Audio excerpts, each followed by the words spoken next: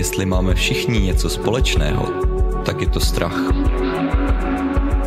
Buď nás chrání, nebo nám stojí v cestě. Pojďme společně pochopit a překonat strachy, které nás brzdí. Posloucháte podcast Strachování S Romanem Ferstrem a Hanou Mezerovou. Dneska se budeme bavit o strachu z neznáma, protože je to strach, který všichni zažíváme a zažili jsme. Už jen proto, že jsme možná uprostřed války, že jsme zažili koronavir a nevěděli jsme, co bude. A nevíme, co bude. Možná ho někdy někdo nezažil, ale většina z nás, když jde do něčeho, co nezná, tak pochybuje o sobě, pochybuje o tom, co ho tam čeká a někdy se ani k tomu pochybování nedostane, protože se bojí natolik, že se neposune ani ve svých myšlenkách k tomu, aby to neznámé poznal a pokořil. A my se dnes budeme bavit právě o tom, jak to třeba může vznikat, o nějakých případech, ale také i o tom, co s tím. Přesně tak. Prvně se podíváme na ten strach, podíváme se mu na zoubek a pak si řekneme nějaké experimenty a způsoby, co s tím můžeme všichni dělat, co můžeme vyzkoušet. Ale prvně teda začneme tím strachem, protože on se může projevovat i tak, že nejdeme do nějakých novinek, nejdeme do nějakých výzev, třeba nezměníme práci, když nám nevyhovuje, nezměníme partnera, když nám nevyhovuje, nezměníme bydlení, když nám nevyhovuje, protože máme strach z neznáma, protože nevíme, jaké asi bude to nové bydlení, práce, partner a další věci. Nebo třeba neskusíme nějaké nové jídlo, až tady v takových maličkostech to může začít. Neskusíme nového kadeřníka. A proto zůstáváme u toho, se kterým nejsme spokojení. Vlastně ten strach z neznáma, když vemu, Romane, i ty příklady, co jsi říkal ty, i ty, co já, tak nás může jako brzdit v tom žít lepší život. Mimochodem s tím jídlem, to mám taky. Já jsem byl celý život vybíravý, co se jídla týče, protože jsem měl takový strach jako z neznáma. Jestli se mi potom neudělá špatně, jestli mi to bude chutnat, jestli to bude dobrý. A vlastně v průběhu času jsem začal víc experimentovat a zjišťovat, že vlastně, tohle jídlo může patřit mezi moje bezpečná jídla, které mi chutnají a dělá se mi po nich dobře. To je zajímavé, jak o tom mluvíš, tak mě vyskočil příběh jednoho klienta, který vlastně se dostával až do úzkostných stavů tím, že třeba měl jít do restaurace, kde nikde nebyl, takže si udělal takový proces, že se připravoval na to, co v té restauraci může jíst. Nakoukal si na fotkách tu restauraci, aby věděl, kam si sedne a připravil si vlastně všechny kroky toho, jak to bude probíhat, aby tu úzkost překonal. Jo. Vlastně zjistíš, jestli na to budeš připravena, pokud ne, tak se na to připravíš, zjistíš, co mají v tom jídelním lístku, jestli by ses tam najedla, jestli tam mají zrovna to, co jíš, aby ses uklidnila. Super příklad.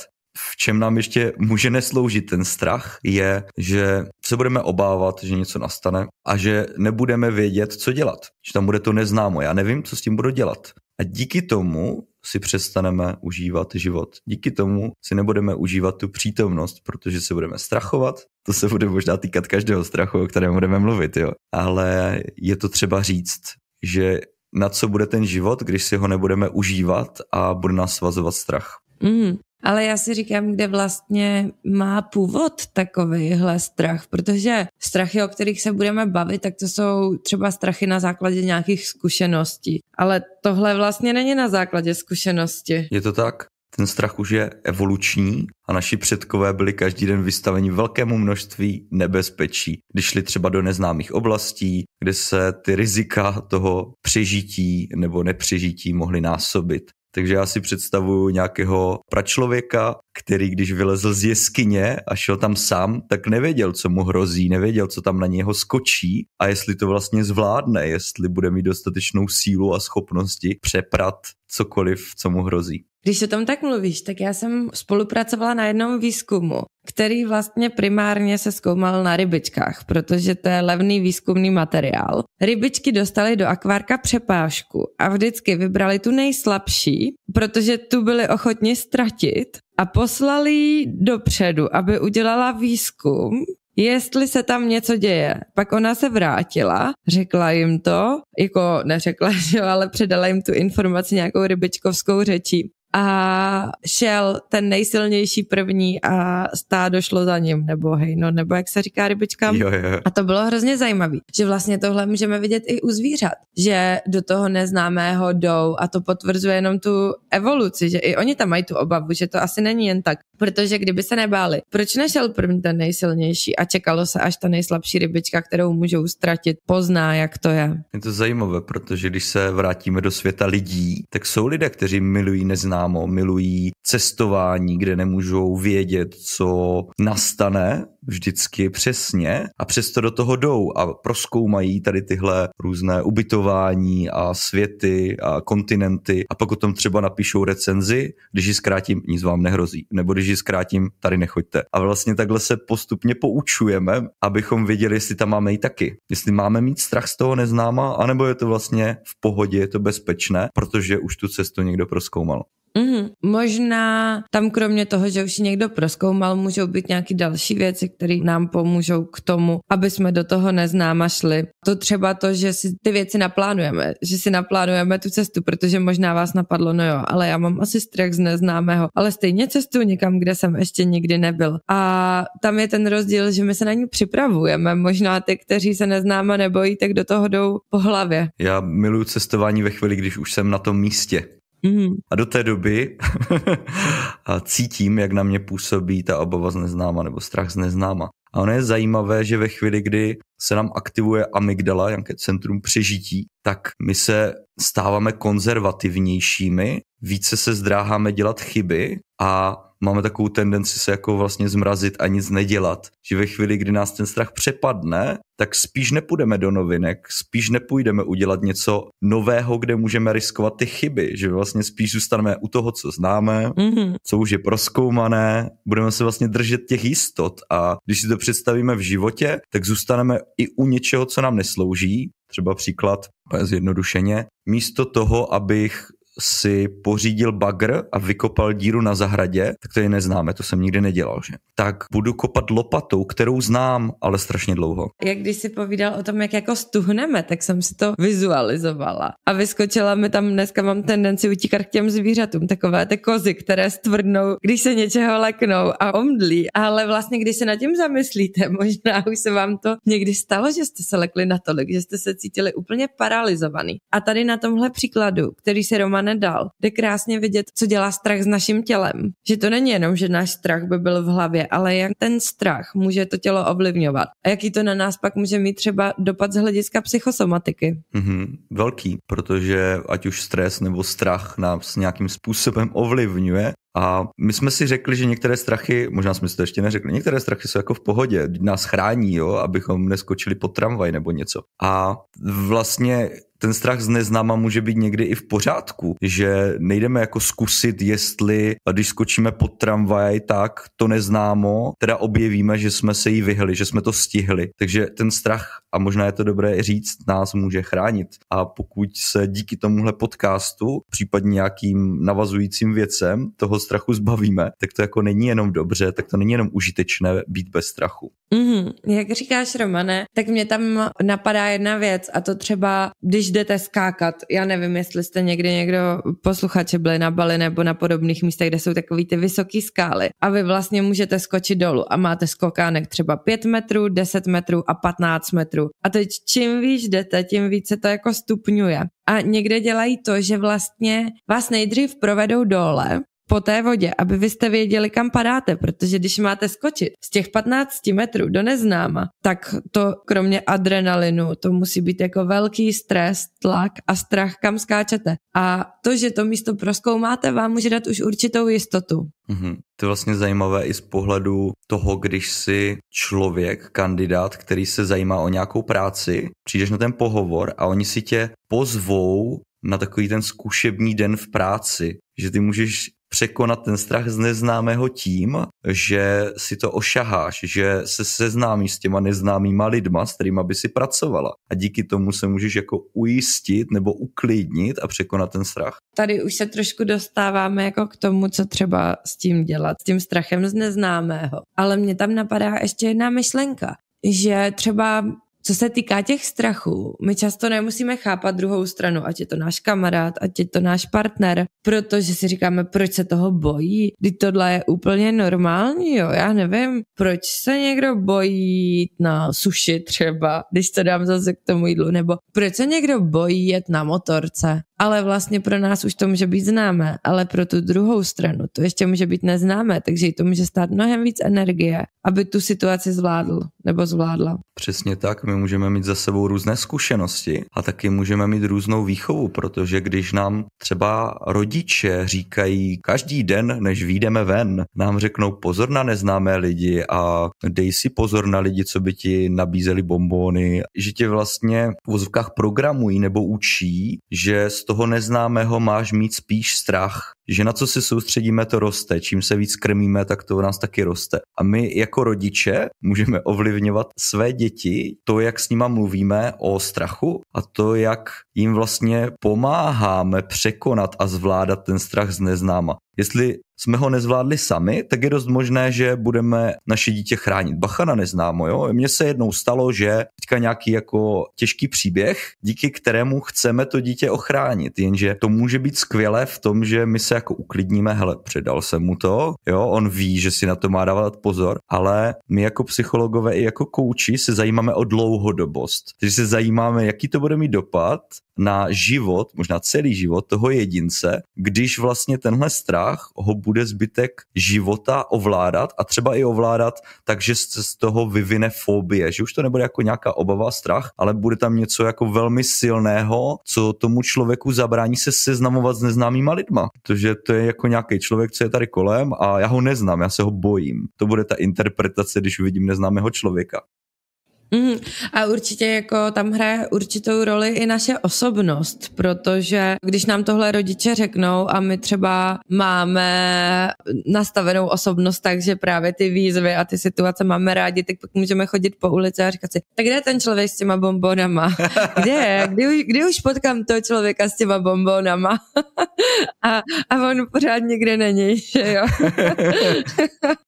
Takže tady to zase jako predikuje ta naše osobnostní nastavení. Takže tady máme to, že se strachy můžeme je učit, můžeme je kopírovat od ostatních, když nás budou strašit. A ať už jsou to média, které můžeme všichni číst, tak vlastně tam se můžeme dozvědět spoustu věcí, ohledně kterých můžeme mít strach. A může to být právě to neznámo. A možná koukáme někdy na ty zprávy s takovou tou záminkou, že se toho strachu zbavíme, protože co se dneska stalo? Mám z ničeho strach? Podívám se na ty televizní noviny, podívám se na ty zpravodajské servery, abych se přesvědčil, že se ničeho bát nemusím, že mi nic nehrozí. A teďka si to otevřu a zjistím, že jo, že mi toho hrozí spousta, protože ten mozek obvykle radši vyhledává věci, které jsou, řekněme, nebezpečné nebo strachově založené, takže to bude poutat naši pozornost. A teď klikneme na různé věci a zjistíme, aha, tady se stalo něco hroznýho, tady taky a už to v nás nějakým způsobem zůstane, pokud ohledně toho nebudeme mít tu pozornost.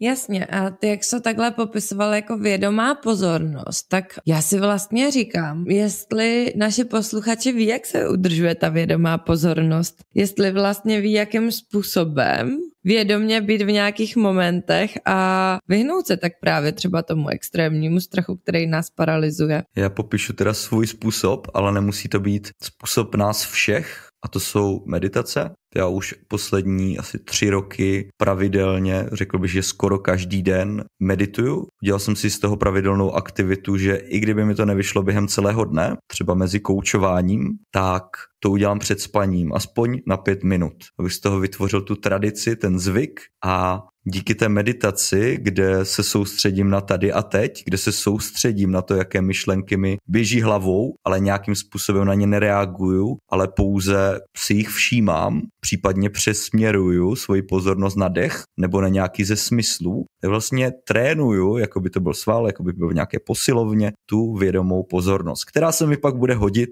při těch zpravodajích, která se mi pak bude hodit, když někoho koučuju, tak abych držel tu pozornost, tu vědomou pozornost právě na toho člověka, na to, co říká, na to, na co se ho zeptám a podobně. Tak my vlastně ve své podstatě vědomou pozornost trénujeme každou hodinu s klientem. Napadá mě takový jako jednoduchý příklad, třeba když jedete v MHD, tak pozorovat vaše tělo, jestli se třeba držíte, jak se kde rozprostírá, jaká energie, jaká síla, o kterou nohu se víc opíráte, do jaký části nohy, které svaly se vám zatínají, které jsou povolené, tak třeba i takhle můžeme jednoduchým způsobem trénovat vědomou pozornost. Nebo se můžeme koukat na lidi v té tramvaji a prohlížet si, jaké mají třeba boty, jaké mají tkaničky, jaká je to barva, co bychom řekli, že je to odstín, protože tam pak trénujeme ten smysl nebo využíváme ten smysl vizuálna, toho vidění, takže se můžete přesunout k libovolnému smyslu, který vám pomůže se přesměrovat do té vědomé pozornosti. A teď se můžeme společně ani přesměrovat, teda co s tím strachem, z neznáma, co by mohlo zabrat, co můžete vyzkoušet. Já jsem si říkala, že to hezky naváže vlastně, protože to, co jsme mi popisovali, tak už je jako určitá práce s mozkem, že jo,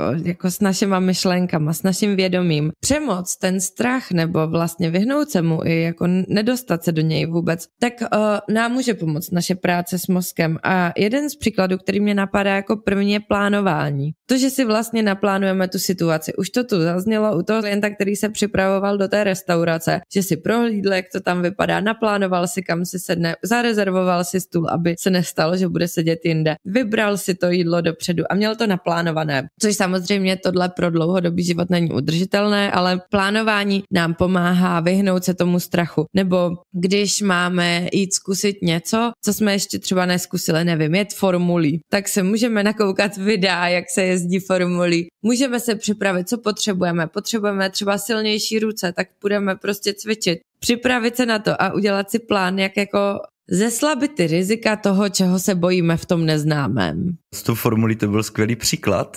Já si vzpomínám, když jsem hrál nejvíce squashovou ligu a někdy jsem hrál se soupeřem, nebo ten soupeř mě čekal a já jsem viděl, jak hraje s někým jiným a já jsem se mohl vlastně připravit na to neznámo, když jsem ho viděl, jak hraje, jaký má styl, kde může mít slepé místa, které bych v té hře mohl využít. Že jsem vlastně se mohl připravovat tím, a to je můj oblíbený způsob, jak na strach z neznáma, že získám více dat, protože už před 5-6 lety jsem se pustil do možná jednoho z největšího neznáma mého života, když pominu manželství, rodičovství a další neznáma. A to je, když jsem se měl stát koučem. Tak jsem věděl, že to bude investice 100 a více tisíc. Věděl jsem, že koučování vůbec nerozumím. Věděl jsem, že se postupně potřebuju stát ze zaměstnance živnostníkem nebo podnikatelem. A to bylo hned několik neznámých, které jsem vůbec nebyl schopen jako zpracovat. Mě to nějakým způsobem úplně paralyzovalo a já jsem pořád nevěděl, jestli do toho mám jít. A to, co jsem dělal, bylo, že jsem získával čím dál více dat, takže jsem si o té škole zjišťoval úplně maximum, co šlo. Prostě jsem prošel celý YouTube kanál, prošel jsem všechny možné zdroje, pak jsem si ještě s člověkem, který ten trénink nabízel, promluvil asi na 3 hodiny, řekl jsem mu, ale už jsem si nastudoval úplně všechno a mám spoustu otázek. A tak jsem se ptal a získával jsem další a další data. A to bylo něco, co mě uklidňovalo, že vlastně vím víc, co v tom neznámu je a jestli to zvládnu. A víte co? Mě to nepomohlo. Jak to, že ti to nepomohlo, Romane? Já jsem stejně jsem nevěděl, jestli to udělám. Měl jsem více dat, obvykle mi to pomáhá, ale tady to byla tak velká výzva, že mi to nepomohlo. Pomohla mi až otázka, jak by vypadal můj život, kdyby strach neexistoval. A díky tomu, že jsem si představil to všechno, co je možné, tak jsem se přestal soustředit tolik na to, co by mě mohlo takzvaně kopnout do zadku, nebo zastavit, nebo být výzvou a přesměroval jsem svoji pozornost na to, co získám, na to, co mě může čekat. A v ten moment jsem udělal ten krok do neznáma a bylo to nejlepší rozhodnutí, co jsem kdy udělal. Díky tomu, co jsem za těch 6 let všechno zažil, komu jsem pomohl a jak moc jsem se rozvinul. Takže možná bych nenatáčel tady tenhle podcast, nebo určitě bych nenatáčel tenhle podcast, kdyby tohle rozhodnutí nepadlo, kdybych byl pořád s tím strachem a možná doteď hledal ty data, ty informace, které mě teda přesvědčí, že je bezpečný do toho jít.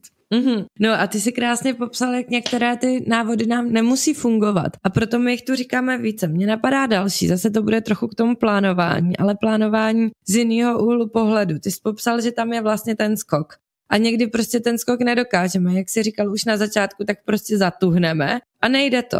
Takže jsou důležité nastavit si postupné kroky, které povedou k cíli. Těmi kroky zjišťujeme, že je vlastně v pohodě tenhle krok, že už jsme blíž, můžeme udělat další, zase je to v pohodě a nenastane tam třeba ta paralýza toho těla, kdy se úplně zastavíme. Napadá mě jako takový příklad třeba kognitivně behaviorální terapie takhle pracuje. Takže třeba když se bojí člověk, je tramvají a nikdy v ní nejel, přestěhoval se do velkého města a bojí se jít do tramvaje. Tak první ten krok je vlastně podívat se přesně, jak ty tramvaje jako fungujou, jak teda ty tramvaje jedou. Potom jít na tu tramvajovou zastávku a podívat se, jak se do ní nastupuje. Potom třeba je tou tramvají s někým, aby tam nejel sám. A ve finále jede už sám. Zajímavý. Takže on se na to připravil a byly tam ty postupné krůčky, kdy on se jako osměloval, že skočí do toho neznáma. To se vlastně stalo. Pardon, jak o tom mluvíš, tak mě napadá, že tohle se nám děje jako dětem. Že to jako není, že bychom šli do první třídy a rodiče by nám řekli,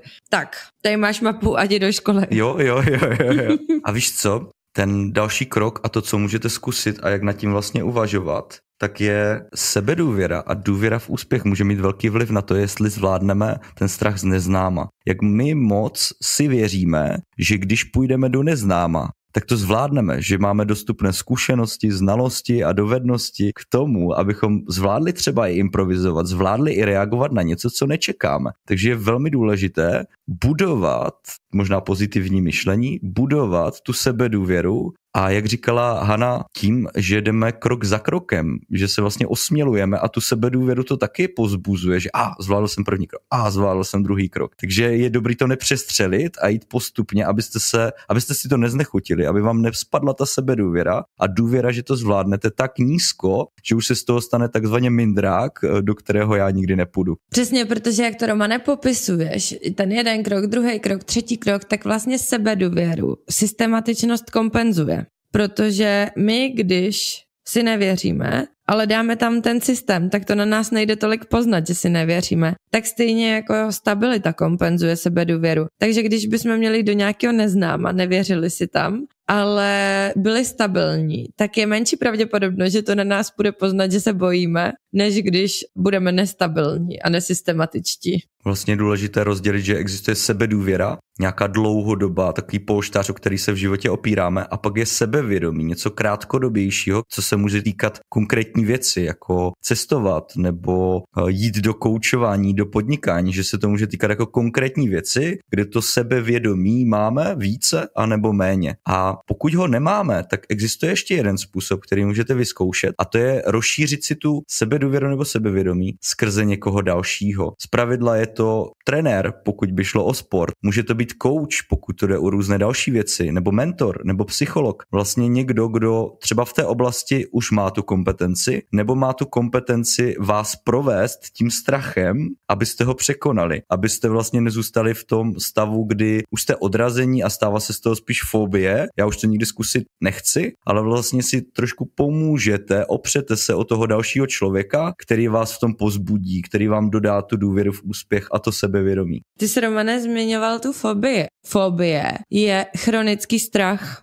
Takže kdy už z toho strachu uděláme něco opravdu velkého. A mně se líbilo, jak si popisoval, že si máme najít někoho dalšího k tomu, kdo nám tu sebedůvěru dokompenzuje. Představte si, že jdete na chatu někam do lesa a máte strach, protože co tam je v té tmě, co se tam děje. A když jedete dva a navzájem si neřeknete, že se oba bojíte, tak to zvládnete. Ale když byste si oba řekli, že se bojíte a v tom strachu se podporovali, slyšíš ten zvuk, slyšíš, co se tam děje, tak tím pádem vlastně byste se báli oba a nezvládli byste tu situaci. A oni to nemusí být ani lidé, může to být manuál, když mám strach z neznáma, jestli to zvládnu sestrojit, třeba tu podlahu nebo terasu nebo něco, tak si můžu vzít manuál, nebo si můžu koupit nějaký nástroj, který mi to zjednoduší a díky kterému si začnu věřit, že to zvládnu sám, nebo třeba s někým dalším. Takže to jsou ty příklady. Mně ještě tam napadá jedna věc. Teďka vlastně máme tu situaci ve světě, jakou máme, ale několik let zpátky přišel koronavirus.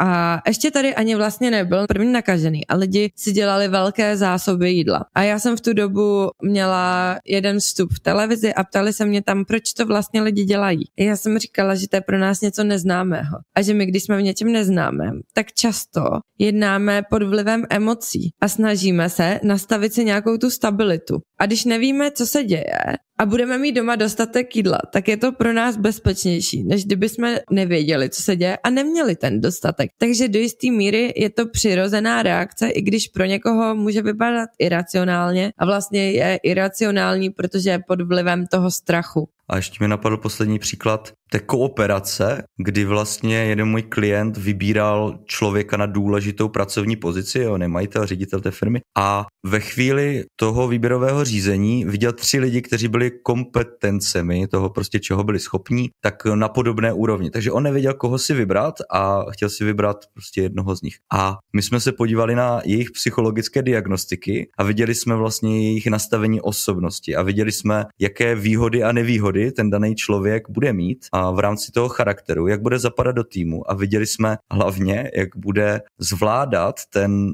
můj klient toho člověka.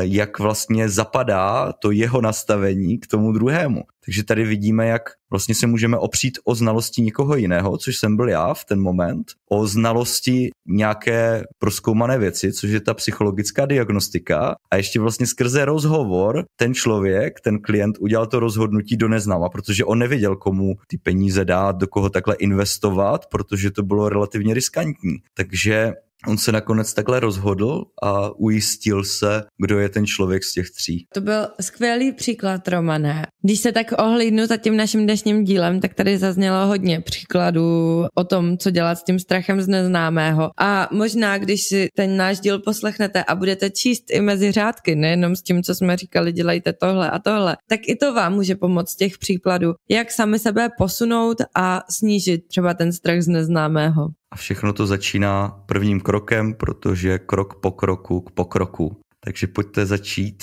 začít klidně nějakým malým krůčkem, který vyzkoušíte, vyhodnotíte a pak to vždycky můžete změnit. Ale je důležité jít do akce a něco vyzkoušet. Tak pojďte do toho a my budeme rádi, když nám pošlete zpětnou vazbu na tento podcast, kterou můžete nechat na našich stránkách, anebo podcast@strachování.cz. Tak jo. Děkujeme a mějte se krásně. Mějte se krásně, ahoj.